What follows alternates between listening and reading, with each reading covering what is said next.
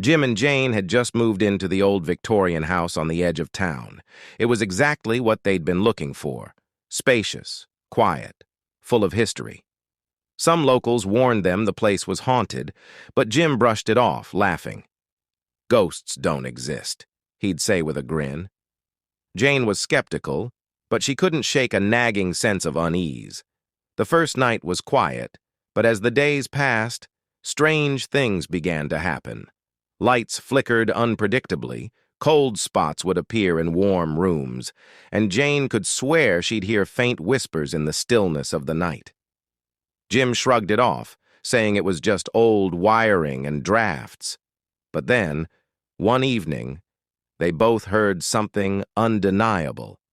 The sound of footsteps echoing from the second floor, slow and deliberate.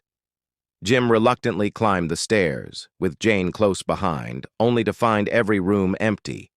They checked every corner, but the sound continued as if someone or something was walking just out of sight. They chalked it up to nerves, until that night.